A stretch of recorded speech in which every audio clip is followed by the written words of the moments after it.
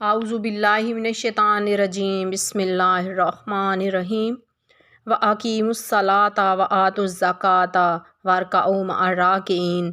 اللہ تعالیٰ کا ارشاد ہے اور نماز قائم کرو اور زکوٰۃ دو اور رکوع کرنے والوں کے ساتھ رکوع کرو، یعنی باجماعت نماز پڑھو۔ صدق اللہ العظیم۔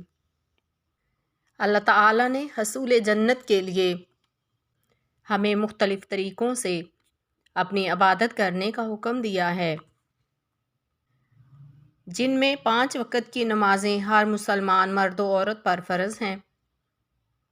اس کے علاوہ کچھ نفلی عبادتیں بھی ہیں، جیسے نماز اشراق، تہجد اور نماز تسبیح، جس کو ادا کرنے کے بے شمار فوائد ہیں۔ حضرت ابن عباس رضی اللہ روایت کرتے ہیں کہ رسول اللہ صلی اللہ علیہ وآلہ وسلم نے حضرت عباس سے فرمایا، عباس میرے چچا، کیا میں آپ کو ایک عطیہ نہ کروں؟ کیا ایک ہدیہ نہ کروں؟ کیا ایک تحفہ پیش نہ کروں؟ کیا میں آپ کو ایسا عمل نہ بتاؤں جب آپ اس کو کریں تو آپ کو 10 فائدے حاصل ہوں گے، یعنی اللہ تعالیٰ آپ کے اگلے پچھلے پرانے نئے، غلطی سے کیے ہوئے، جان بوجھ کر کیے ہوئے، چھوٹے بڑے، چھپ کر کیے ہوئے، کھلم کھلا کیے ہوئے گناہ سب ہی معاف فرما دیں گے۔ وہ عمل یہ ہے کہ آپ 4 رکعت صلاۃ و تسبیح پڑھیں اور ہر رکعت میں سورہ فاتحہ اور کوئی اور سورت پڑھیں۔ جب آپ پہلی رکعت میں قرات سے فارغ ہو جائیں تو قیام ہی کی حالت میں رکوع سے پہلے سبحان اللہ والحمد للہ ولا الہ الا اللہ واللہ اکبر 15 مرتبہ کہیں۔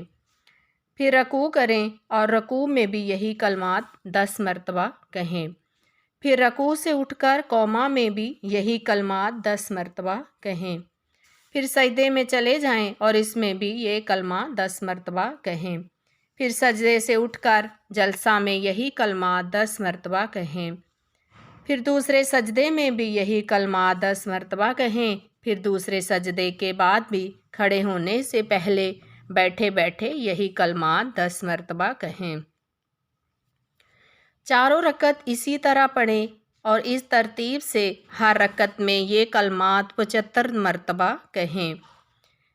میرے چچا، اگر آپ سے ہو سکے تو روزانہ یہ نماز 1 مرتبہ پڑھیں۔ اگر روزانہ نہ پڑھ سکیں تو ہر جمعہ کے دن پڑھ لیا کریں۔ اگر آپ یہ بھی نہ کر سکیں تو سال میں 1 مرتبہ پڑھ لیا کریں۔ اگر یہ بھی نہ ہو سکے تو زندگی میں 1 مرتبہ ضرور پڑھیں۔ اسے صلاۃ و تسبیح کہتے ہیں۔ رسول اللہ صلی اللہ علیہ وآلہ وسلم نے حضرت جعفر بن ابی طالب رضی اللہ تعالی عنہ کو حبشہ روانہ فرمایا۔ جب وہ وہاں سے مدینہ طیبہ آئے تو آپ صلی اللہ علیہ وآلہ وسلم نے ان کو گلے لگایا اور پیشانی پر بوسہ دیا۔ پھر ارشاد فرمایا، کیا میں تمہیں ایک ہدیہ نہ دوں؟ کیا میں تمہیں ایک خوشخبری نہ سناؤں؟ کیا میں تمہیں ایک تحفہ نہ دوں؟ انہوں نے عرض کیا، ضرور، ارشاد فرمائیے۔ پھر آپ صلی اللہ علیہ وآلہ وسلم نے صلاۃ و تسبیح کی تفصیل بیان فرمائی۔ حضرت فضالہ بن عبید رضی اللہ تعالیٰ عنہ فرماتے ہیں کہ ایک دن رسول اللہ صلی اللہ علیہ وآلہ وسلم تشریف فرما تھے کہ ایک شخص مسجد میں داخل ہوئے اور نماز پڑھی۔ پھر یہ دعا مانگی، اللہم اغفر لی وارحمنی، اے اللہ میری مغفرت فرما دیجئے، مجھ پر رحم فرمائیے۔ رسول اللہ صلی اللہ علیہ وآلہ وسلم نے نمازی سے ارشاد فرمایا، تم نے دعا مانگنے میں جلدی کی۔ جب تم نماز پڑھ کر بیٹھو تو پہلے اللہ تعالیٰ کی شان تعریف کرو اور مجھ پر درود بھیجو، پھر دعا مانگو۔ حضرت فضالہ رضی اللہ تعالیٰ عنہ فرماتے ہیں، پھر ایک اور صاحب نے نماز پڑھی۔ انہوں نے اللہ تعالیٰ کی تعریف بیان کی اور نبی کریم صلی اللہ علیہ وآلہ وسلم پر درود بھیجا۔ آپ نے ان صاحب سے ارشاد فرمایا، اب تم دعا کرو، ضرور قبول ہوگی۔ ایک مرتبہ رسول اللہ صلی اللہ علیہ وآلہ وسلم دیہات کے رہنے والے ایک شخص کے پاس سے گزرے جو نماز میں یوں دعا مانگ رہے تھے، اے وہ ذات جس کو آنکھیں دیکھ نہیں سکتیں اور کسی کا خیال و گمان اس تک نہیں پہنچ سکتا اور نہ ہی تعریف بیان کرنے والے اس کی تعریف بیان کر سکتے ہیں، اور نہ زمانے کی مصیبتیں اس پر اثر انداز ہو سکتی ہیں، اور نہ اسے زمانے کی آفتوں کا کوئی خوف ہے۔ اے وہ ذات جو پہاڑوں کے وزن، دریاؤں کے پیمانے، بارشوں کے قطروں کی تعداد اور درختوں کے پتوں کی تعداد کو جانتی ہے، اور اے وہ ذات جو ان چیزوں کو جانتی ہے جن پر رات کا اندھیرا چھا جاتا ہے اور جن پر دن روشنی ڈالتا ہے۔ نہ اس سے ایک آسمان دوسرے آسمان کو چھپا سکتا ہے، اور نہ ایک زمین دوسری زمین کو، اور نہ سمندر اس چیز کو چھپا سکتے ہیں جو اس کی تہ میں ہے، اور نہ کوئی پہاڑ ان چیزوں کو چھپا سکتا ہے جو اس کی سخت چٹانوں میں ہے۔ آپ میرے عمر کے آخری حصہ کو سب سے بہترین حصہ بنا دیجئے، اور میرے آخری عمل کو سب سے بہترین عمل بنا دیجئے، اور میرا بہترین دن وہ بنا دیجئے جس دن میری آپ سے ملاقات ہو، یعنی موت کا دن۔ رسول اللہ صلی اللہ علیہ وآلہ وسلم نے ایک صاحب کو مقرر فرمایا کہ جب یہ شخص نماز سے فارغ ہو جائیں تو انہیں میرے پاس لے آنا۔ چنانچہ وہ نماز کے بعد رسول اللہ صلی اللہ علیہ وآلہ وسلم کی خدمت میں حاضر ہوئے۔ رسول اللہ صلی اللہ علیہ وآلہ وسلم کے پاس ایک کان سے کچھ سونا ہدیہ میں آیا ہوا تھا۔ آپ نے انہیں وہ سونا ہدیہ میں دے دیا، پھر ان دیہات کے رہنے والے شخص سے پوچھا، تم کس قبیلہ کے ہو؟ انہوں نے عرض کیا، یا رسول اللہ قبیلہ بنو عامر سے ہوں۔ آپ صلی اللہ علیہ وآلہ وسلم نے ارشاد فرمایا، کیا تم جانتے ہو کہ یہ سونا میں نے تمہیں کیوں ہدیہ کیا ہے؟ انہوں نے عرض کیا، یا رسول اللہ اس وجہ سے کہ ہماری آپ کی رشتہ داری ہے۔ آپ صلی اللہ علیہ وآلہ وسلم نے ارشاد فرمایا، رشتہ داری کا بھی حق ہوتا ہے، لیکن میں نے تمہیں سونا اس وجہ سے ہدیہ کیا کہ تم نے بہت اچھے انداز میں اللہ تعالیٰ کی تعریف کی۔ نفل نماز کے ہر رکن میں اس طرح کی دعائیں بھی پڑھی جا سکتی ہیں۔ جس شخص کے کوئی گناہ سرزد ہو جائے، پھر وہ اچھی طرح وضو کرے اور اٹھ کر 2 رکعت پڑھے، پھر اللہ تعالیٰ سے معافی مانگے تو اللہ تعالیٰ اسے معاف فرما دیتے ہیں۔ آپ صلی اللہ علیہ وآلہ وسلم نے ارشاد فرمایا، جس شخص سے کوئی گناہ ہوا پھر اس نے اچھی طرح وضو کیا اور کھلے میدان میں جا کر 2 رکعت پڑھ کر اللہ تعالیٰ سے اس گناہ کی معافی مانگی تو اللہ تعالیٰ اسے ضرور معاف فرما دیتے ہیں۔ حضرت بریدہ رضی اللہ تعالیٰ عنہ فرماتے ہیں کہ میں نے رسول اللہ صلی اللہ علیہ وآلہ وسلم کو یہ ارشاد فرماتے ہوئے سنا، آدمی میں 360 جوڑ ہیں، اس کے ذمہ ضروری ہے کہ ہر جوڑ کی سلامتی کے شکرانہ میں ایک صدقہ ادا کیا کرے۔ صحابہ رضی اللہ تعالیٰ عنہم نے عرض کیا، یا رسول اللہ اتنے صدقے کون ادا کر سکتا ہے؟ ارشاد فرمایا، مسجد میں اگر تھوک پڑا ہو تو اسے دفن کر دینا صدقہ کا ثواب رکھتا ہے، راستہ سے تکلیف دینے والی چیز کا ہٹا دینا بھی صدقہ ہے۔ اگر ان عملوں کا موقع نہ ملے تو چاشت کی 2 رکعت نماز پڑھنا ان سب صدقات کے بدلے تمہارے لیے کافی ہیں۔ رسول اللہ صلی اللہ علیہ وآلہ وسلم نے ایک لشکر بھیجا جو بہت ہی جلد بہت سارا مال غنیمت لے کر واپس لوٹ آیا۔ ایک صحابی رضی اللہ تعالیٰ عنہ نے عرض کیا، یا رسول اللہ ہم نے کوئی ایسا لشکر نہیں دیکھا جو اتنی جلدی اتنا سارا مال غنیمت لے کر واپس لوٹ آیا۔ تو آپ صلی اللہ علیہ وآلہ وسلم نے ارشاد فرمایا، کیا میں تمہیں اس سے بھی کم وقت میں اس مال سے بہت زیادہ غنیمت کمانے والا شخص نہ بتاؤں؟ یہ وہ شخص ہے جو اپنے گھر سے اچھی طرح وضو کر کے مسجد جاتا ہے، فجر کی نماز پڑھتا ہے، پھر سورج نکلنے کے بعد اشراق کی نماز پڑھتا ہے، تو یہ بہت تھوڑے وقت میں بہت زیادہ نفع کمانے والا ہے۔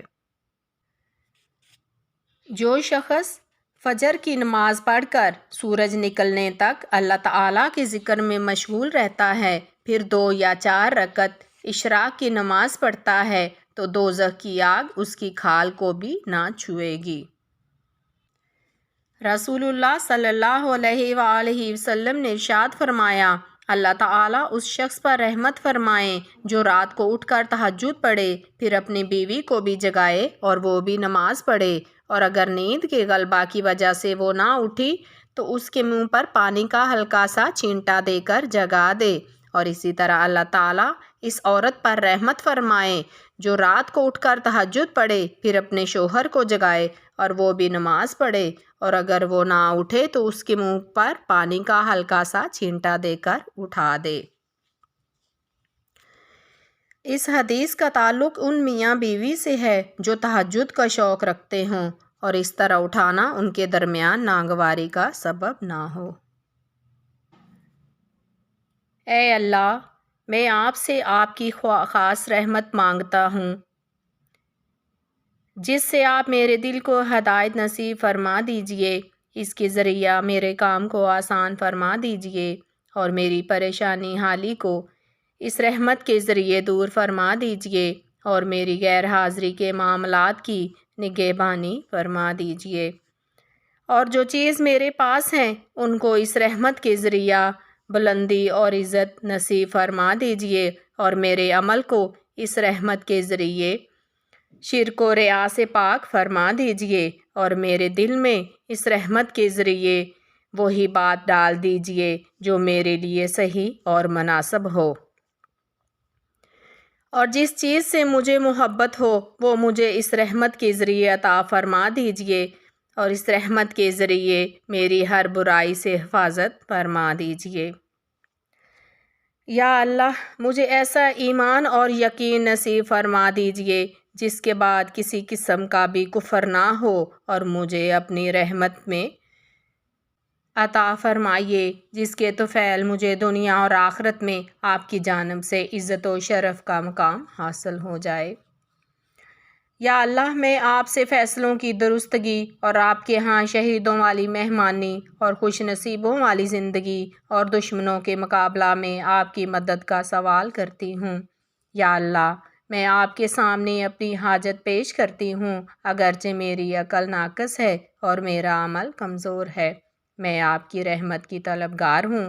ए काम बनाने वाले और दिलों को शफा देने वाले, जिस तरह आप अपनी कुदरत से एक साथ बहने वाले समंदरों को एक दूसरे से जुदा रखते हैं कि खारा मीठे से अलग रहता है और मीठा खारे से अलग, इसी तरह आपसे सवाल करती हूँ कि आप मुझे दोज़ख की आग से और इस अज़ाब से जिसको देखकर आदमी वावेला करने लगे और कब्र के अज़ाब से दूर रखिए। या अल्लाह, जिस भलाई तक मेरी अकल ना पहुँच सकी और मेरा अमल इस भलाई के हासिल करने में कमज़ोर रहा और मेरी नीयत भी उस तक ना पहुँच सकी और मैंने आपसे इस भलाई की दरख्वास्त भी ना की हो जिसका आपने अपनी मखलूक में किसी बंदे से वादा फरमाया हो, या कोई ऐसी भलाई हो कि उसको आप अपने बंदों में किसी को देने वाले हों। ऐ तमाम जहानों के पालने वाले, मैं भी आपसे उस भलाई की ख्वाहिशमंद हूँ और इसको आपकी रहमत के वसीले से मांगती हूँ।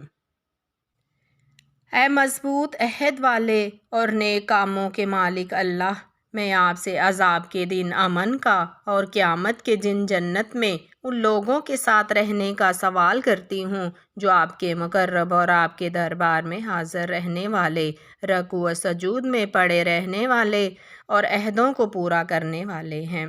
बेशक आप बड़े मेहरबान और बहुत मोहब्बत फरमाने वाले हैं और बिलाशुबा आप जो चाहते हैं करते हैं। या अल्लाह, हमें दूसरों को खैर की राह दिखाने वाला और ख़ुद हदायत याफ्ता बना दीजिए।